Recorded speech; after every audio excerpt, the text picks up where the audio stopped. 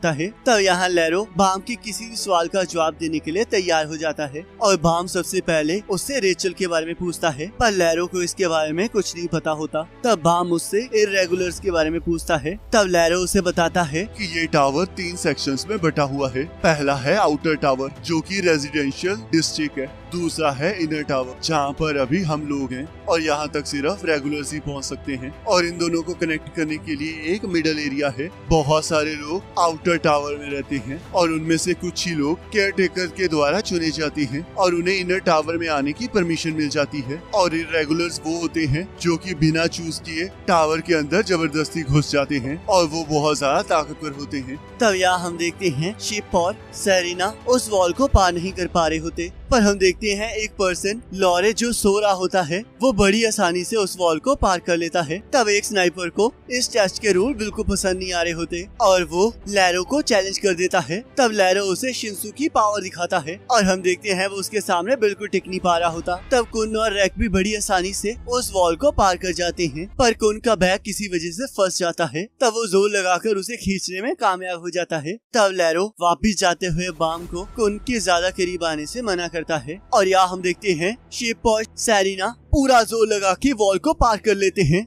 और यहाँ हम देखते हैं एक और एग्जामिनर कुन के बारे में भी जानता होता है और उसके वहाँ आने पर बहुत ज्यादा खुश होता है। तब यहाँ हमें कुन का पास्ट दिखाया जाता है जहाँ मारिया ने प्रिंसेस ऑफ जोहात बनने के बाद कुन को धोखा दे दिया होता है, जिसकी वजह से कुन की सारी फैमिली मारी जाती है और उसे भी मरने के लिए छोड़ दिया जाता है। तब कुन की माँ किसी पर भी भरोसा करने से उसे मना करती है। तो यहाँ हम देखते हैं बाम को पहली बार स्काई के बारे में पता लगता है, जिसे सुनकर राक बहुत ज्यादा हंसने लगता है। तब कुन उसे बताता है कि ये बस शिंसू के द्वारा बनाया गया एक डुप्लीकेट स्काई है। तब बाम उससे स्टार्स के बारे में पूछने लगता है और उसे यह भी बताता है कि रेचल स्टार्स को देखने ही यहाँ आई है। तब कुन पूछता है कि ये बहुत अजीब बात है ना, रेचल ने तुम्हारा इतनी टाइम तक ख्याल रखा पर आखिरकार क्यों वो तुम्हें छोड़कर टावर पर अकेली चली गई। जिसे सुनकर बाम को गुस्सा आ जाता है और वो कुन को रेचल के बारे में कुछ भी कहने से मना करता है। तब हम देखते हैं जिस जगह पर टेस्ट चल रहा होता है वहाँ से लोगों की चीखने की आवाजें आने लगती हैं, जिससे कि वहाँ पर सभी लोग नर्वस हो रहे होते हैं। तब एक कॉम्पिटिटर उन्हें एक क्लू देता है जिसके अकॉर्डिंग अगर कोई भी टीम 5 मिनट में पास होती है तो उनकी चीखें सुनाई नहीं देती हैं। तब कुन उसकी बात पर विश्वास नहीं करता और हम देखते हैं वो कॉम्पिटिटर उनकी हिस्ट्री के बारे में जानता होता है और जैसे ही कुन से इस बारे में बात करता है वैसे ही हम देखते हैं कुन को गुस्सा आ जाता है और वो उस बंदे को मारने के लिए उतावला हो जाता है,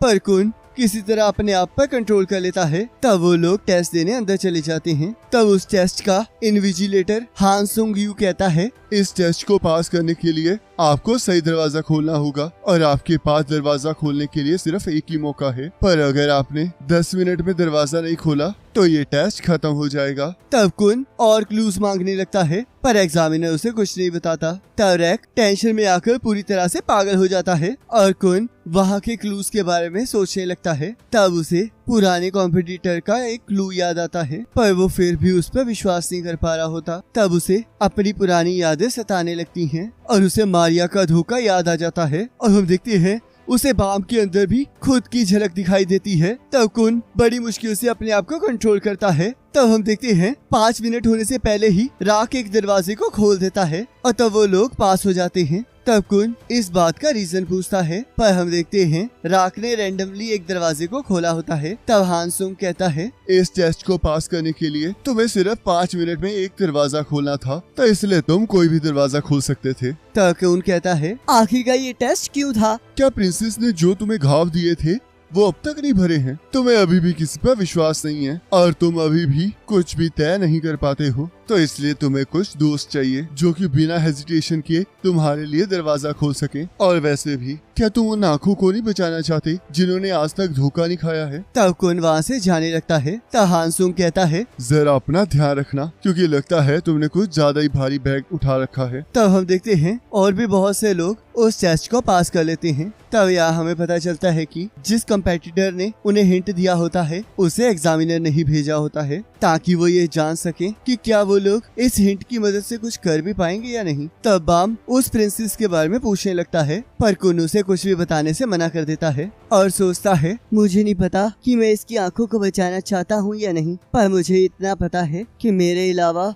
वैसा धोखा किसी को नहीं मिलना चाहिए। तब हम देखते हैं एक और जगह पर टेस्ट चल रहा होता है, जहाँ पर 400 कॉम्पिटिटर्स में से सिर्फ 3 ही कॉम्पिटिटर्स पास होते हैं और बाकी सभी लोग मर जाते हैं, जो कि बहुत ज्यादा अजीब बात होती है। तब हॉन्सो की ये डिसाइड करता है कि वो किसी को भी इसके बारे में नहीं बताएगा। तब शिप बाम और उसके दोस्तों के साथ दोस्ती करने लगता है और हम देखते हैं लेरो भी वहाँ आ जाता है, जो कि सबको एक बोनस टेस्ट के बारे में बताता है और उसके 2 रूल्स बताता है, जिसमें पहला होता है कि कोई भी उस टेस्ट को अपनी मर्जी से ले सकता है और दूसरा ये होता है कि जो भी उस टेस्ट को पास करेगा उसका और कोई टेस्ट नहीं होगा और उसे टावर पर चढ़ने की परमिशन मिल जाएगी। तब सभी लोग टेस्ट के लिए हाँ कर देते हैं और हम देखते हैं उनका अगला टेस्ट क्राउन गेम होता है, जहाँ पर सभी को एक दूसरे से क्राउन छीनना होता है। तब लेरो उस गेम के रूल्स बताता है, जिसके अकॉर्डिंग टीम के एक मेंबर को हर टाइम क्राउन पहनकर थ्रोन पर बैठना होगा और हर राउंड में बाकी 4 टीमें उस टीम के साथ लड़ेंगी और अगर आखिर तक जो पर्सन थ्रोन पर बैठा होगा अगर वो चेंज ना हुआ तो वही टीम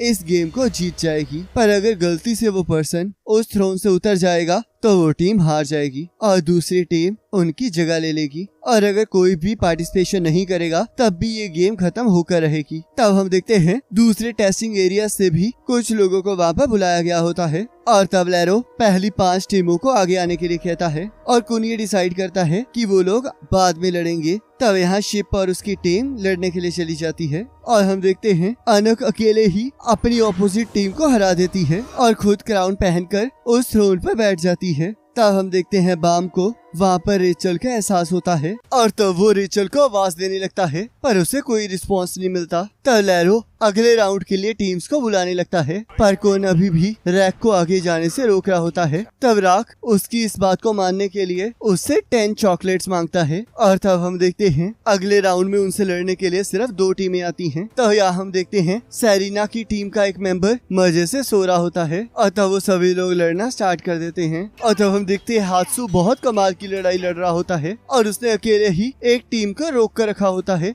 तब यहाँ शिप भी दूसरी टीम को रोकने में कामयाब हो रहा होता है और तब वो टीम उसे पकड़ लेती है। तब हात्सु उसे बचा लेता है और हम देखते हैं हात्सु ने अपने साइड वाली टीम को हरा दिया होता है। तब यहाँ रैक कुन को पार्टिसिपेट करने के लिए कहता है, पर कुन उसे फिर भी मना करता है, क्योंकि अगर वो लोग बहुत जल्दी पार्टिसिपेट करेंगे तो उन्हें बहुत सारी टीमों से लड़ना पड़ेगा, जिस वजह से वो लोग जल्दी थक जाएंगे। तब बाकी टीमें उन्हें आसानी से हरा देंगी। और यहाँ देखते हैं लोरे ने भी अपनी टीम को यही चीज बोली होती है और उन्हें ये विश्वास दिलाया होता है कि वो अनक से क्राउन को छीन के रहेंगे। तब लोरे शिंशु यूज करके अनक को थ्रोन के ऊपर से उठने पर मजबूर कर देता है और उसे चोट भी पहुंचाता है, जिससे अनक को गुस्सा आ जाता है और तब वो अपने हथियार से चारों तरफ तबाही मचाने लगती है। पर हम देखते हैं बाम का हथियार अनक के हथियार की वजह से रिएक्ट करने लगता है, क्योंकि अनक का हथियार भी ब्लैक मार्च की तरह होता है और अनक को भी इस बात का एहसास हो जाता है। तब सेरिना इस बात से डरकर अपनी टीम को लेकर वापस कैबिन में चली जाती है, जिससे कि वो लोग डिस्क्वालीफाई हो जाते हैं और लोरे दोबारा से सो जाता है। तब अनक थ्रोन से उठकर बाम की टीम के कैबिन के पास पहुंच जाती है और उसे तोड़कर ब्लैक मार्च के वहाँ पर होने का कारण पूछती है। तब अनक सबको बताती है कि जो बाम के पास हथियार है वो ब्लैक मार्च है, जो कि किंग जहाद ने सिर्फ प्रिंसेस को दिया है, और जो अनक के पास हथियार है वो भी ब्लैक मार्च जैसा ही एक हथियार है जिसका नाम ग्रीन अप्रैल है और वो प्रिंसेस ऑफ जहाद है। तब वो बाम से उसके हथियार को मांगने लगती है, पर बाम इस बात के लिए मना कर देता है और तब अनक जैसे ही ब्लैक मार्च को जबरदस्ती छीनने लगती है वैसे ही लेरो आकर उसे रोक देता है। तब अनक बाम के साथ एक डील करती है कि अगर उसकी टीम क्राउन गेम के एंड तक टिकी रही तो वो बाम को अपना ग्रीन अप्रैल दे देगी, पर अगर उसकी टीम हार गई तब बाम को ब्लैक मार्च अनक को देनी होगी। तब बाम इस बात के लिए मना कर देता है। तब अनक उसे मारने की धमकी देती है। तब बाम अपने दोस्तों के बारे में सोचने लगता है और हम देखते हैं कुन और राक बाम के साथ उनके खिलाफ लड़ने के लिए तैयार हो जाते हैं। तब हम देखते हैं थ्रोन से उतरने की वजह से अनक की टीम को डिस्क्वालीफाई कर दिया जाता है